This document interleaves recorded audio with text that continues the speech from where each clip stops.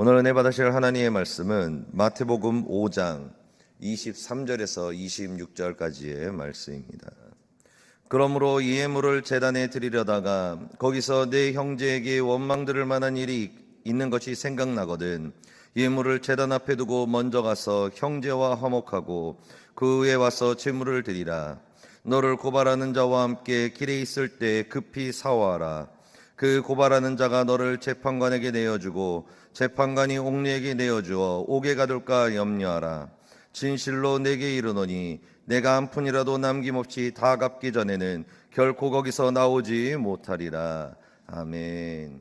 오늘 마태복음 5장 23에서 26절의 말씀을 가지고 조건 없는 행복을 위해 마지막으로 해야 할 것, 조건 없는 행복을 위해 마지막으로 해야 할 것이라는 제목으로 은혜를 나누도록 하겠습니다. 저번 주에 우리가 행복의 조건에 대해서 이렇게 얘기를 했었습니다. 우리가 그렇게 얘기를 하죠. 우리의 삶 가운데 우리가 힘들고 어려운 이유는 또 어떻게 보면은 불행하다고 생각하는 이유는 어떤 행복의 조건이 채워지지 않았기 때문이라고 생각하는 경우들이 굉장히 많이 있습니다. 그래서 우리가 기도 제목을 낼 때 기도 제목을 보면은 거의 대다수가 뭐냐면은 그 조건에 대한 기도 제목이에요. 물론 그것이 잘못됐다는 건 아닙니다. 왜냐하면은 그 조건에 대한 응답과 그리고 그 조건에 대한 하나님께서 역사하시는 기적으로 말미암아 우리가 정말 하나님은 살아계시는구나, 하나님은 정말 우리를 건지시고 우리를 도우시는 분이라는 것을 우리가 깨달을 수 있기 때문입니다. 그렇기 때문에 우리가 기도 제목을 내놓는 것은 굉장히 중요한 것이고, 그리고 우리가 바라는 소원과 우리가 바라는 그 행복의 조건을 주님께 간구하는 것은 우리가 마땅히 해야 하는 일들입니다. 그런데 문제는 뭐냐면은 우리가 그 조건을 내놓고 우리가 주님께 간구할 때 그 행복의 조건이 모든 것이 아니라는 것을 우리가 깨달아야 된다는 것입니다. 우리의 마음 가운데 행복의 조건이 채워지면 우리가 아까 얘기했던 것처럼 이렇게 얘기를 하는 거죠. 내가 지금 힘든 이유, 내가 지금 불행한 이유, 내 마음이 어려운 이유는 이 조건이 채워지지 않았기 때문이야. 그렇기 때문에 이 조건만 채워진다면 나는 행복해질 수 있을 거야 라고 우리가 생각하는 것, 이 부분이 우리가 걸려 넘어지게 만드는 올무가 된다는 것입니다. 사람들이 그런 기도를 하죠. 내가 이번에 진급만 한다면 나는 행복해질 거야. 아니면은 내가 이번에 돈을 좀 더 벌고 내가 조금 더 좋은 대학교에 들어가게 된다면 행복해질 거야. 아니면은 내가 원하는 어떤 꿈을 이루게 되면, 아니면은 내가 이 회사에 취직만 하게 되면, 아니면 뭐 이런 환경과 저런 환경만 나에게 열리고 이것만 변화되고 저것만 변화된다면 나는 지금보다는 더 행복한 삶을 살 수 있어. 이것이 나에게는 반드시 필요하라고 얘기하면서 우리가 이것만 있다면 행복해질 수 있을 거라고 생각한다는 것입니다. 그런데 우리가 얘기하는 이 행복의 조건이라는 것을 얘기할 때 예수님께서는 우리에게 이렇게 말씀하십니다. 요한복음 4장 13절 우리 함께 읽어보도록 하겠습니다. 예수께서 대답하여 이르시되 이 물을 마시는 자마다 다시 목마르려니와. 아멘. 그러니까 우리가 이 행복의 조건이라는 것이 왜 행복의 조건입니까? 이것을 얻게 되는 순간 행복해지기 때문에 그래요. 실제로 여러분들이 좋은 대학교에 가기를 원했습니다. 근데 실제로 좋은 대학교가 합격했다는 게 딱 적혀 있어요. 얼마나 기분이 좋습니까? 그리고 내가 진급하기를 원해요. 그런데 그 진급자 명단에 내 이름이 딱딱딱하고 박혀 있어요. 얼마나 행복합니까? 내가 원하는 소원이 있고 내가 원하는 기도 제목이 있는데 그게 응답을 받으면은 우리의 마음 가운데 정말로 기쁨이 충만합니다. 너무너무 행복하다는 것입니다. 그런데 문제는 뭐냐면은 아까 얘기했던 그 말씀이에요. 너가 그 물을 마실 때는 목마를 때, 너가 지금 목이 너무너무 탄데 그때 얼음이 동동 띄어져 있는 그 냉수 한 잔을 딱 마셨을 때, 우리가 여름에 너무너무 목이 말랐는데 아이스 아메리카노, 얼죽아라 그러기도 하죠. 얼죽아라 그러니까 아이스 아메리카노 싫으면 아이스티 마음에 안 들면 아이스 생수, 얼음이 동동 띄어져 있는 그 음료와 그 물을 한 잔 딱 마셔보십시오. 그러면은 하면서 기분이 너무 좋습니다. 너무너무 상쾌해요. 내가 목이 말랐던 만큼 상쾌해요. 목이 막 너무너무 말랐던 만큼 그 물이 그렇게 달 수가 없어요. 너무너무 행복합니다. 그러나 그 물이 조금 있으면 어떻게 돼요? 또 마셔야 돼요. 또 마셔야 됩니다. 그러니까 너희가 원하는 그 행복의 조건을 얻게 되면, 그래, 너 지금 행복해질 거다, 좋아질 거야. 그러나 그 조건은 너를 영원히 행복하게 할 수가 없어 라고 이렇게 얘기하신다는 것입니다. 그런데 문제가 뭐냐면은 우리가 마음에 있는 그 죄성이에요. 그 죄성이 뭐냐? 탐욕입니다. 우리 안에 있는 탐욕. 우리가 물 한 잔으로 조건으로 행복해졌어요. 그러면은 문제는 뭐냐? 다음에는 똑같은 걸로는 행복하지 않습니다. 강도가 덜해요. 우리가 시원한 생수를 딱 마셔요. 기분이 너무 좋아요. 2잔째 딱 마셨어요. 괜찮죠? 그래도 나쁘지 않아요. 3잔째 마셨어요. 처음 같지 않아요. 4잔째 마셨어요. 조금 그래요. 5잔째 마셨어요. 먹기 싫어요. 6잔을 먹였어요. 기분이 나빠지기 시작해요. 7잔을 먹였어요. 욱욱 하면서 막 나오기 시작합니다. 여러분, 행복의 조건이라는 것은 처음에는 좋아요. 그런데 다음에는 더 큰 것을 채워야 마음이 만족을 합니다. 그런데 문제는 그 채워지는 그 만족이라는 것이 또 얻으면 그나마 다행인데 그렇지 못하게 된다면 그 사람은 다시 목마르고 다시 그 목이 줄여서 고통스러워진다는 것입니다. 여러분, 우리가 어떤 되게 돈 많이 번 사람들이나 갑질하는 사람들이 있지 않습니까? 그러면은 그 인간들은 도대체 왜 갑질을 하나? 우리가 그 사람이 가지고 있는 돈의 진짜 10분의 1, 100분의 1만 가져도 우리는 훨씬 그것을 유익하게 쓸 수 있을 텐데 왜 그 사람들은 그렇게 갑질을 하면서 완전히 괴물이 되어가지고 막 돈을 그렇게 막 사람들을 혹사하면서 막 부려먹으면서 막 그렇게 한 푼이라도 더 얻으려고 막 사기를 치고 난리를 치고 탈세를 하고 왜 그런 악한 짓을 하나라고 우리가 생각을 하죠. 그렇죠? 근데 여러분, 그 사람들이 왜 그러냐? 더 이상 안 치워졌기 때문에 그래요. 여러분, 우리는 안 그럴까요? 우리도 똑같습니다. 똑같아요. 나는 안 그럴 것 같아. 나는 돈을 벌면 이 정도면 만족할 것 같아. 그렇지 않습니다. 내가 만족하고 싶어도 만족해지지가 않기 때문에 그래요. 여러분, 우리는 이걸로 멈추고 싶습니다. 이 정도면 충분할 거라고 생각하고요. 이 정도는 필요 없을 거라고 생각합니다. 그런데 우리가 가진 죄성이 그걸 용납하지를 않아요. 용납하질 않습니다. 진짜 용납하질 않아요. 이거면 채워질 것 같은데 아니에요. 더 이걸로 행복해지지 않아요. 마음이 두려워지고요. 불안해지고요. 초조해지고요. 그리고 마음이 뭔가 비어버린 것 같아요. 그런데 조금 더 뭔가 내 통장 잔고가 더 늘었어. 마음이 갑자기 시원해져요. 마음이 시원해집니다. 여러분, 어느 순간 1인분으로 만족이 안 돼요. 1인분으로 더 이상 나에게 만족이 안 돼요. 그러니까 이제 어떤 일이 벌어집니까? 옆에 있는 사람의 행복을 빼앗아 와요. 이 사람이 누려야 할 행복을 내가 빼앗아서 내 걸로 만듭니다. 우리가 그 원함이라는 저주를 통해서, 다스림이라는 저주를 통해서, 우리가 모세오경을 배우면서 창세기를 배웠죠. 두발가인이 가지고 있었던 그 죄성, 전쟁 무기, 남의 것을 빼앗아서 내 마음을 채우려고 하는 그 육신의 정욕, 그걸로 인해서 남이 가지고 있는 행복조차도 내가 빼앗는 괴물이 된다는 거예요. 어떨 때 괴물이 됩니까? 행복의 조건을 쫓아 살아갈 때요. 행복의 조건을 쫓아 살아갈 때. 여러분, 우리가 왜 싸웁니까? 왜 우리가 마음이 상하고 힘듭니까? 상대방한테 그렇게 얘기하는 거예요. 너가 이렇게만 해주면 내가 행복한데, 너가 이렇게만 해주면 내가 너무나 행복한데, 너가 그렇게 안 해주니까 내가 불행한 거야. 그러니까 너 이렇게 해줘. 내가 원하는 거 들어줘. 내가 말하는 대로 행동해. 내가 말하는 대로 내가 원하는 걸 들어줘. 그렇게 너가 해준다면 내가 행복할 거야.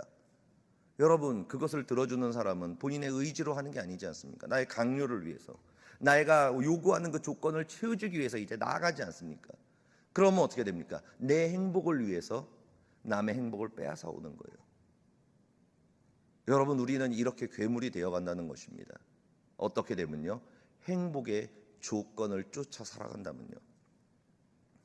그렇기 때문에 예수님은 이렇게 말씀하시는 거예요. 너가 만약에 지금 불행하고 지금 힘든 이유가, 너의 마음이 고통스러운 이유가 너가 만약에 지금 이 조건이 채워지지 않았기 때문이라고 생각한다면 그것이 아니라고 얘기하신다는 겁니다.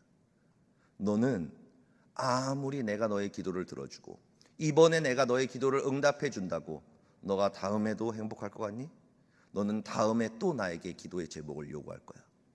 내가 또 이번에 너의 기도의 제목, 이번만요 주님, 이번만 들어주시면은, 이것만 들어주시면은, 그래서 내가 너에게 들어줬다. 너가 너무 간절히 기도해서 내가 들어줬어. 너는 그러면 다음에는 어떻게 할 것 같니? 다음에도 똑같이 기도할 거다. 이것만요 주님, 이것만요 주님.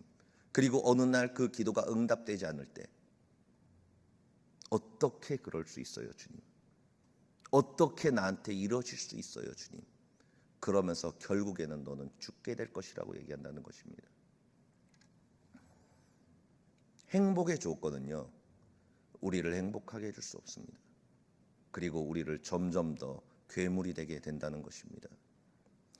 그래서 예수님께서는 우리에게 행복의 조건을 응답해 주는 것을 최우선으로 놓지 않으십니다. 주님께서 우리에게 원하시는 것, 그리고 주님께서 우리에게 주시기 원하시는 건 무엇이냐? 눈앞에 보이는 물 한 잔이 아니에요. 조건을 채우는 것, 주는 것이 주님께서 우리에게 주시기 원하시는 것이 아니십니다. 주님께서 우리에게 주시기 원하시는 건 뭐냐면은 영원히 우리 마음 가운데서 솟아나는 행복과 그 생수의 강물입니다.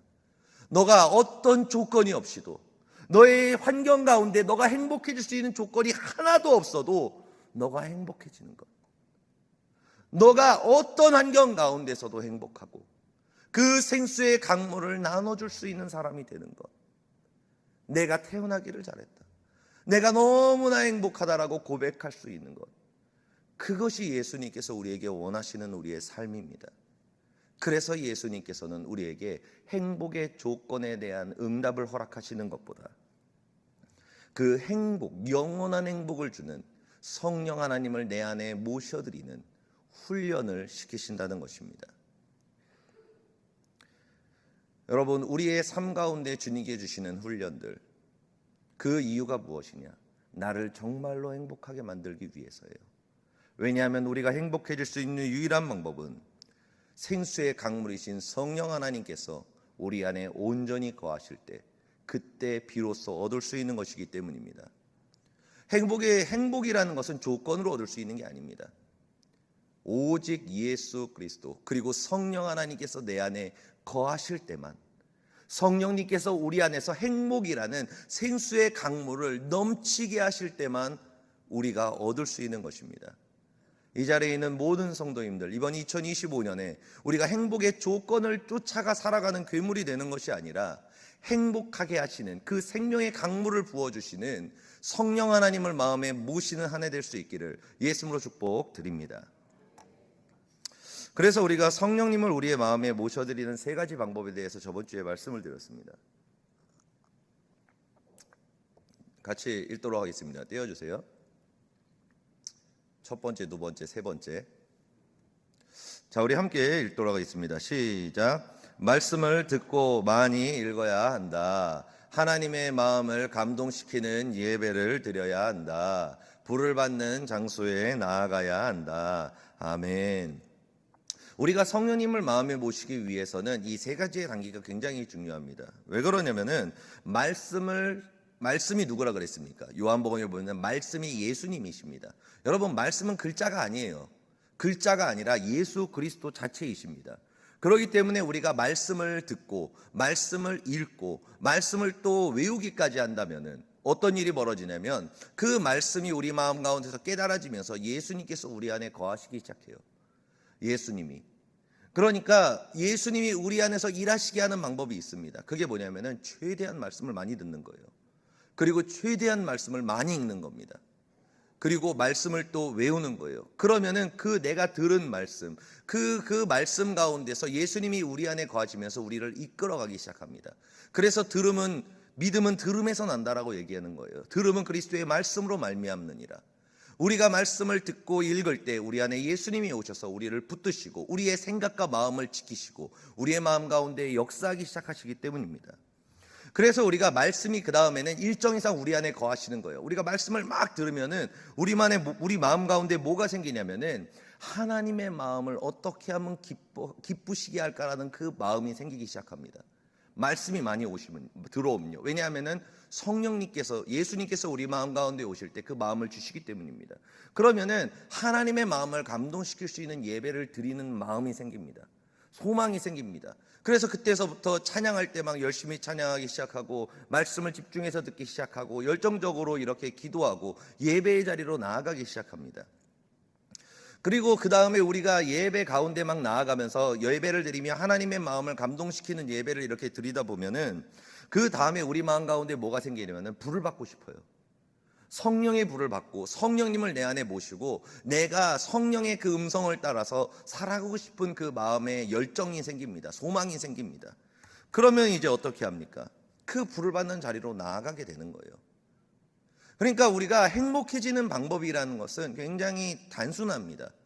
단순합니다. 말씀을 많이 들으십시오. 말씀을 많이 읽으십시오. 그리고 말씀을, 감동 주시는 말씀을 한 개씩 한 개씩 한 개씩 외우십시오. 그리고 나서 우리가 하나님의 마음에 감동을 드리기 원하는 그 예배를 드리고 싶은 마음이 생겨요. 말씀을 여러 번 계속 읽고 들어보시길 바랍니다. 하나님의 마음을 감동시키고 싶어요. 그러면은 그때 온전한 예배를 드립니다. 그리고 나서 불을 받기 위하여 기도의 자리에 나아가고 싶은 생각이 우리 마음에 든다는 것입니다. 여러분, 2025년은 한 발자국 더 나아가시기를 바랍니다. 우리가 금요철야를 나가지 않는 분이 있다면은 여러분 금요철야를 결단하시기를 바랍니다. 그리고 또 우리가 금요철야를 다니시는 분들은 시간이 되신다면 수요 성령불 기도회가 있고 토요 성령불 기도회가 있습니다. 그것을 결단하시기를 바랍니다. 그리고 내가 그 수요일이랑 토요일에는 시간이 안 됩니다. 그렇다면은 월요일, 화요일, 목요일에 2시에 아동부에서 또 이렇게 중보 기도회를 합니다. 한 10대 분이 모여가지고 계속 기도를 하고 있습니다. 그러면은 그때 오셔서 또 기도하시기를 바랍니다. 그렇게 해서 이번 한 해는 어떻게 하면 성령님을 내 안에 모셔드릴까? 우리가 나아가서 이 성령님을 우리 안에 온전히 모셔드리길 바랍니다. 그렇기 때문에 우리 옆에 있는 분들에게 한마디 합시다. 이번 연도에 말씀 많이 듣고 읽읍시다. 우리 옆에 있는 분들에게 한 번 더 성경 일독은 합시다.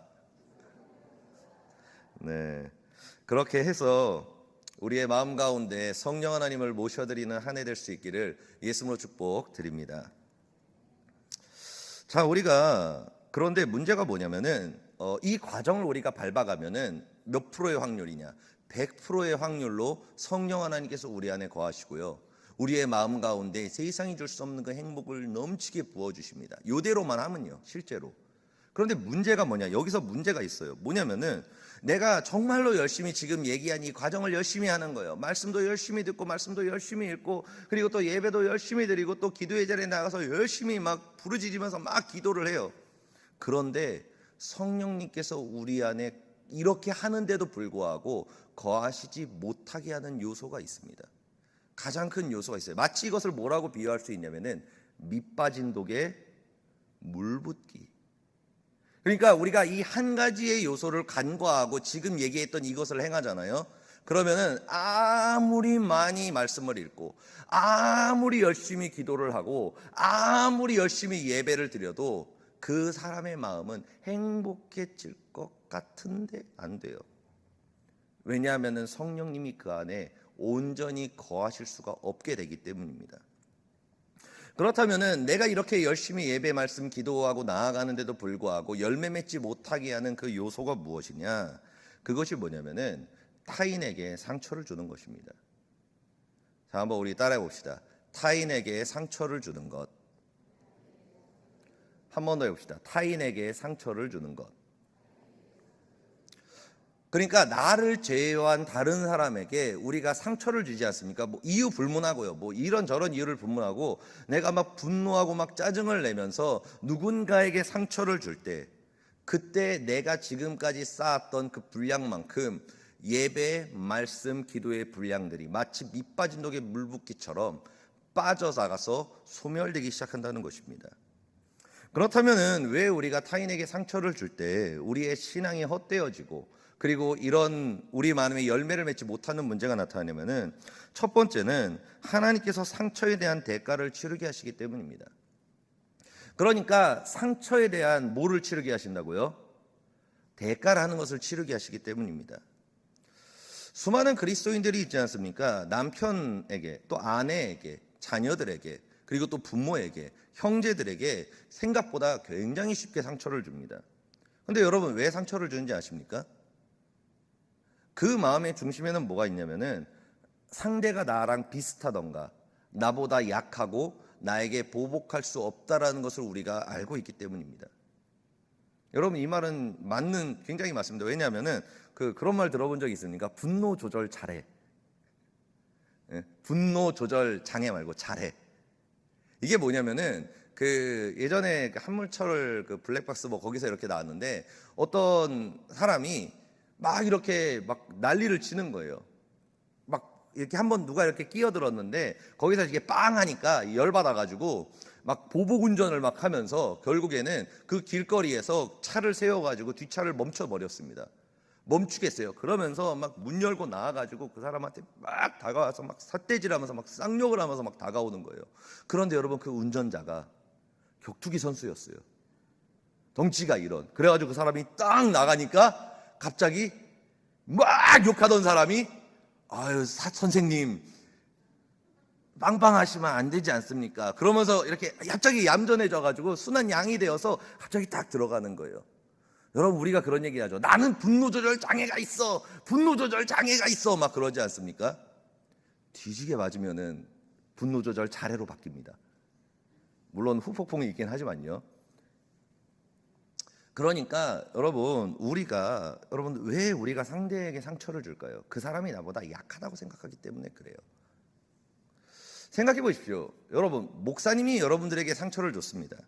아니면은 여러분 사자가 아니죠. 회사의 사장님이나, 아니면 심지어는 그 한 그룹의 회장님, 그리고 국회의원, 그리고 권력을 가진 그 권력자가 여러분에게 막 상처를 준 거예요.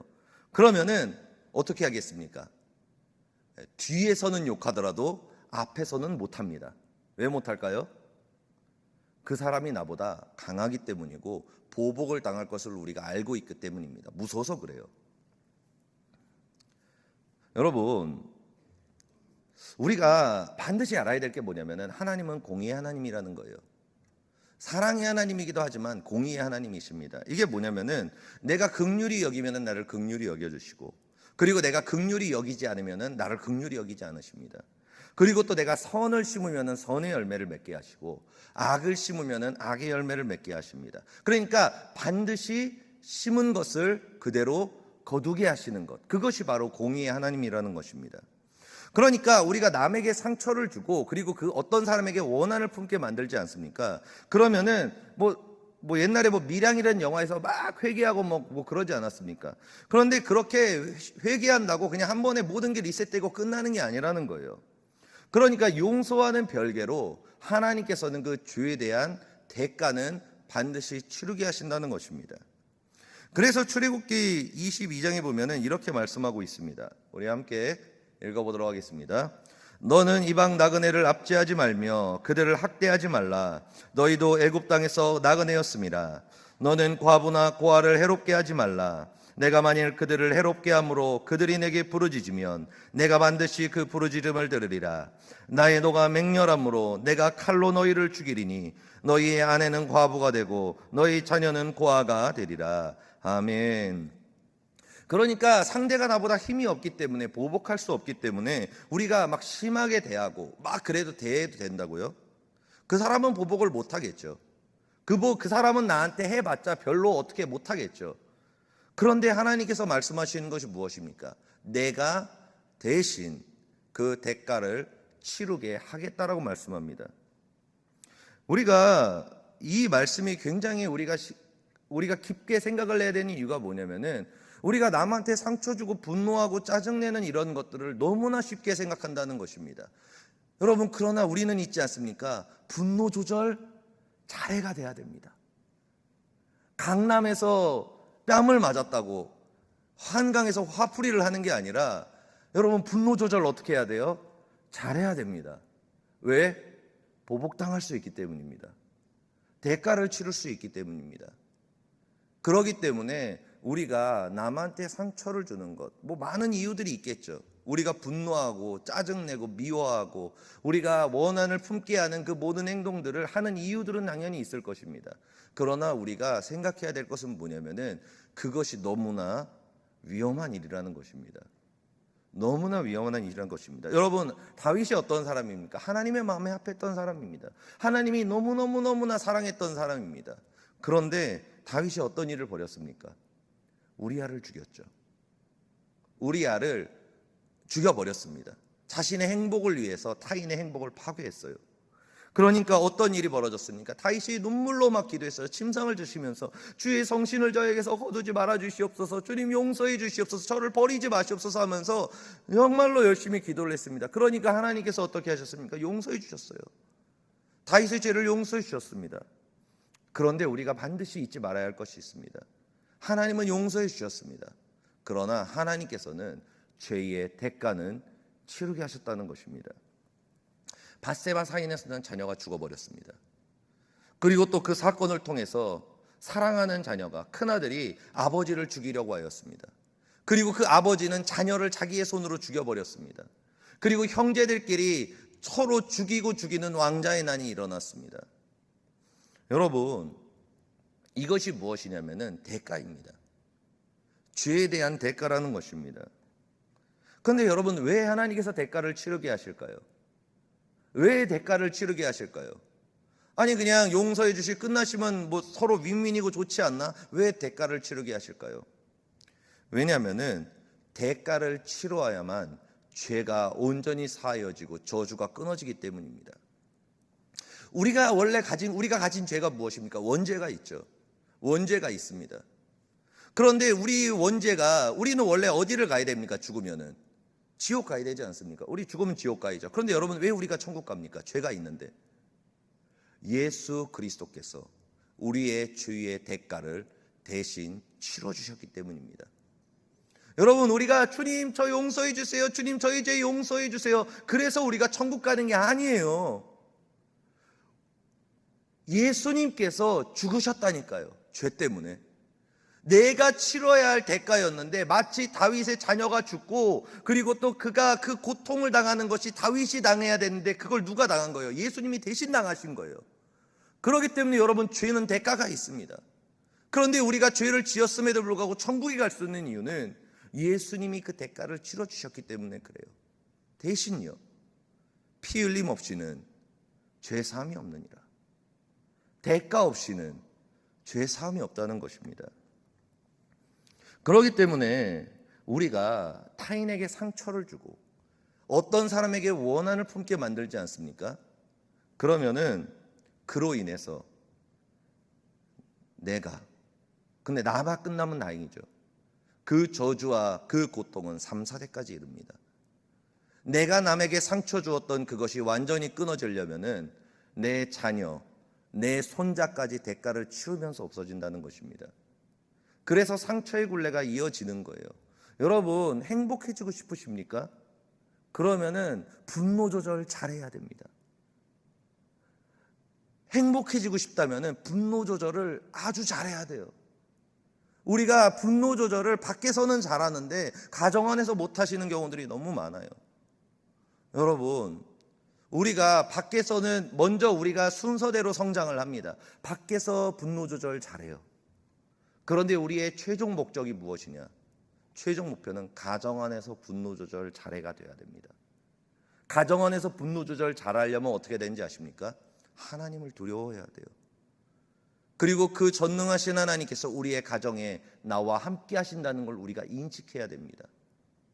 그렇게 해서 나아가면은 내가 드리는 예배, 내가 듣는 말씀, 내가 하는 기도 단 하나도 땅에 떨어지지 않고 모두 열매 맺게 됩니다. 우리가 있지 않습니까? 이 과정들을 지나가면은 1년 지날 때마다 내가 변화되는 것을 느낍니다. 여러분, 우리가 만약에 내가 작년의 나와 지금의 나와 똑같다, 그렇다면은 정확하게 말씀드릴 수 있습니다. 신앙생활 잘못한 겁니다. 신앙생활 정말로 잘못한 겁니다. 밑 빠진 독에 물 부은 거예요. 그러니까 잘못됐다는 그 뜻이 열심히 신앙생활 안 했다는 게 아니에요. 밑 빠진 독에 물을 부었다는 겁니다. 한 해 동안. 여러분, 주님께서 우리에게 이렇게 말씀하시는 이유가 뭘까요? 우리가 어떻게 보면 마치 협박처럼 들리지 않습니까? 이 말들이. 야, 너 남한테 상처 주지 마. 너 상처 주면은 너 대가 치를 거야. 너 내가 대신 보복할 거야. 그러니까 하지 마. 하지 마. 아니 뭐 이렇게 우리가 하면서 막 그래가지고 하지 말아야지. 아이, 내가 뭐 똥이 뭐 더러워서 피하지. 내가 막 어쩌고저쩌고 막 그러면서 막 마치 그걸 율법이라 그러죠. 맞는 거 우리가 따라하게 하는 거. 여러분, 왜 우리가 분노 조절 잘해야 될까요? 왜 우리가 상처 주지 않게 하여 몸부림쳐야 할까요? 그리고 왜 주님께서 이렇게 우리에게 강하게 얘기하시는 걸까요? 그 이유는 뭐냐면은 예수님이 우리를 너무나 사랑하시기 때문입니다. 그리고 내가 행복하게 살기를 바라시기 때문에 그래요. 여러분, 자녀가 열심히 공부를 해요. 노는 것도 아니에요. 항상 책상에 앉아가지고 열심히 공부를 합니다. 열심히 공부를 해요. 그런데 성적이 안 나와요. 그래서 성적이 안 나온다고 눈물을 뚝뚝 흘려요. 나 이렇게 열심히 공부하는데 왜 그럴까? 나는 머리가 바본가? 나는 머리가 왜 나쁜가? 나는 왜 이렇게 태어났나? 막 그러면서 막 눈물을 뚝뚝 흘린다고. 여러분, 생각해 보세요. 부모의 마음이 어떠겠습니까? 네가 머리가 나빠서 그렇지, 그렇게 얘기하겠습니까? 마음이 아픕니다. 왜냐하면 내 자녀가 얼마나 열심히 하고 있다는 걸 알기 때문에 그래요. 여러분, 주님의 마음이 어떠겠습니까? 여러분들이 행복하고 싶어서, 사랑하고 싶어서 예배를 열심히 드립니다. 주님께 사랑한다고 고백해요. 말씀을 듣고요, 주님께 부르짖으면서 기도합니다. 그런데 그 자녀가 행복하지 않아요. 우울해요. 고통스러워해요. 여러분, 그럼 예수님의 마음이 어떠겠습니까? 아프시다는 것입니다. 여러분, 주님께서 우리에게 상처 주지 말아라고 얘기하는 것은 상처 주지 마, 이게 아닙니다. 제발 상처 주지 마라. 제발 너의 분노를 그렇게 털지 마라. 그렇게 하지 않으면 너가 행복해질 수 없다. 너가 행복하지 않으면 내 마음이 아프다. 나는 너가 행복해지기를 원한다. 그러니까 상처 주지 마라. 이렇게 얘기하시는 것입니다. 여러분, 이번 한 해 행복해지시길 바랍니다. 그러기 위해선 여러분 헛되어지면 안 돼요. 제가 항상 신앙생활하고 목회를 하면서 얘기하는 것이 있습니다. 뭐냐면은 여러분들의 그 열심이 헛되어지지 않기를 바랍니다. 왜냐하면은 여러분, 헛되어진 사람들을 너무나 많이 봤어요. 자기의 인생을 걸고 삶을 걸어서 주님께 충성을 하는데요, 행복하지가 않아요. 행복의 조건만 쫓고 살아가고요, 맨날 열매만 따다가 결국에는 죽어요. 그리고 나가지고 뭐라고 얘기하는지 아십니까? 시간 지나가지고 이렇게 해서 뭐해? 내가 이렇게 열심히 기도했었는데, 내가 이렇게 열심히 신앙생활했는데 어차피 이렇게 해도 소용없어. 당연히 소용없죠. 밑 빠진 독에 물 부었잖아요. 여러분, 그게 안타까운 것입니다. 여러분, 우리가 하는 신앙생활은 절대 헛되어지면 안 됩니다. 우리가 드리는 예배는 헛되어지면 안 됩니다. 우리가 하나님께 드리는 그 모든 것들은 단 한 개도 헛되어지면 안 됩니다. 헛되어지지 않기 위해서 우리는 정말 노력해야 됩니다. 어떻게 하면 내가 상처 주지 않을까? 여러분, 그래서 예수님께서는 이렇게도 말씀하시는 거예요. 마태복음 5장을 보면은 5장 39절에서 42절에 이렇게 얘기하고 있습니다. 나는 너희에게 이르노니 악한 자를 대적하지 말라. 누구든지 내 오른편 뺨을 치거든 왼편도 돌려대며, 또 너를 고발하여 속옷을 가져고자 하는 자에게 겉옷까지도 가지게 하며, 또 누구든지 너로 억지로 오리를 가게 하거든 그 사람과 심리를 동행하고, 내게 구하는 자에게 주며 내게 꾸고자 하는 자에게 거절하지 말라. 아멘. 그러니까 우리가 신앙생활을 하다 보면은 되게 억울한 일을 많이 당하기도 합니다. 그리고 또 피해를 입기도 하죠. 그런데 그때 너가 직접 보복하지 말라는 거예요. 거기에 대해서 직접 보복하지 말라는 겁니다. 공의 하나님께 맡기라고 얘기하시는 거예요. 그러고 여러분, 우리가 맡기지 않습니까? 그럼 우리가 또 해야 할 것이 있습니다. 우리가 분노 조절을 잘했어요. 분노 조절을 잘했습니다. 그럼 분노 조절 잘한 다음에 그냥 먹고 자잖아요. 그럼 어떤 일이 벌어지는지 아십니까? 살찝니다. 살찌고요. 그리고 그 안에 그 분노가 있지 않습니까? 쌓이기 시작합니다. 그리고 어느 날 참다가 한 번 터질 게 아니라 10인분이 10일치가 한 번에 터져버립니다. 그러면 눈깔이 뒤집어져 버려요. 그러면 옆에 있는 뭐 다 부서지고요, 막 난리가 나버립니다. 왜냐하면 지금까지 참았다 터졌거든요. 여러분, 절대 참으면 안 됩니다. 사람의 힘으로 참으면요 반드시 터집니다. 그렇기 때문에 주님께서는 우리에게 참으라고 얘기하시지 않아요. 너가 해가 지기 전에 그 분노를 해결하라는 거예요. 그럼 여러분, 어떻게 해결할 수 있을까요? 마태복음 5장 44절에 이렇게 얘기합니다. 우리 함께 읽도록 하겠습니다. 나는 너희에게 이르노니 너희 원수를 사랑하며 너희를 박해하는 자를 위하여 기도하라. 아멘. 그러니까 나에게 그 상처 준 사람과 나를 힘들게 한 그 사람을 위해서 어떻게 하라는 겁니까? 기도하라는 거예요. 기도하라는 겁니다. 그런데 그 기도가 물론 처음에는 분노에 찬 기도가 될 수도 있죠. 그런데 그 기도를 우리가 하면서 어떻게 해야 되냐면은 그 사람을 위해 기도해야 됩니다. 우리가 사도신경 할 때 하는 얘기 맨날 있지 않습니까? 우리가 우리의 죄 지은 자를 사하여 준 것과 같이 우리의 죄를 사하여 주옵시고. 이것이 무엇입니까? 결국에는 우리가 남을 용서하는 기도를 할 때 결국에는 우리 안에 있는 저주가 끊어진다는 것입니다. 우리가 아브라함의 10단계를 배웠죠. 1단계 순종, 그 다음에 양보, 원수 사랑입니다. 우리가 왜 원수 사랑을 해야 될까요? 왜 우리가 분노 조절 자례를 하면서 남에게 상처를 주는 것이 아니라 왜 그를 위해 기도해야 될까요? 억울한데. 왜냐하면은 용서할 때 우리 마음에 있는 저주가 끊어지기 때문입니다. 용서할 때 우리 마음에 있는 상처가 씻겨지기 때문입니다. 원수 사랑을 하니까 어떤 역사가 일어났습니까? 멜기세덱, 예수님이 오셨어요. 그리고 떡과 포도주를 주면서 그 떡과 포도주를 먹게 하셨습니다. 여러분, 그게 무슨 의미입니까? 예수님의 보혈, 그리고 그 몸, 예수님께서 우리 안에 거하신 거예요. 여러분, 우리에게 너희가 분노를 터뜨리지 마라, 그거를 남한테 상처 주지 마라, 그리고 그를 용서해라. 이건 다 누구 때문입니까? 나를 위해서 말씀하시는 거예요. 나를 행복하게 하기 원하시는 그 예수님의 사랑의 음성이라는 것입니다. 우리가 그렇게 하면 우리가 원수를 위해 기도하고, 주님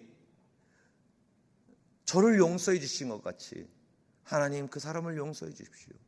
주님께서 저를 불쌍히 여기신 것 같이 불쌍히 여기십시오. 원래 저도 똑같은 인간이었는데 주님의 그 사랑과 은혜 때문에 제가 참을 수 있고, 그리고 그 상처를 치유받았습니다.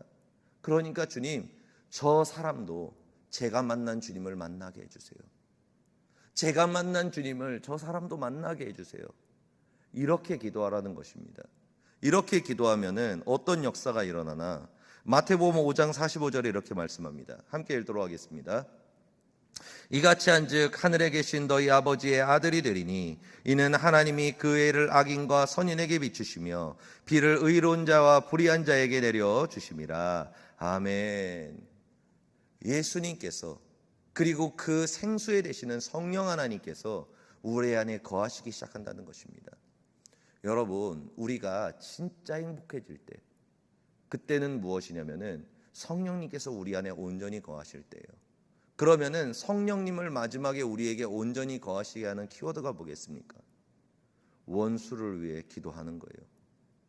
내가 그에게 상대에게 상처를 주고, 그리고 또 서로 상하게 하는 것이 아니라 내가 참고, 내가 십자가를 지고, 그런데 육신의 힘으로 참는 거 말고요, 나에게 상처 준 자를 위해 기도하고, 그를 불쌍히 여겨달라고, 그를 치유해달라고 기도하고, 그렇게 주님께 엎드렸을 때 비로소 내 안에 성령 하나님께서 거하시면서 세상이 빼앗을 수 없는, 누구도 빼앗을 수 없는 행복을 우리에게 주신다는 것입니다. 여러분, 왜 내가 행복해져야 되는지 아십니까? 내가 행복해졌을 때 가족이 행복해집니다.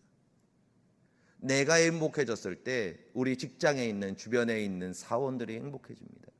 내가 행복해졌을 때 우리 주변에 있는 교우들이 행복해집니다. 여러분, 행복해지시기를 바랍니다.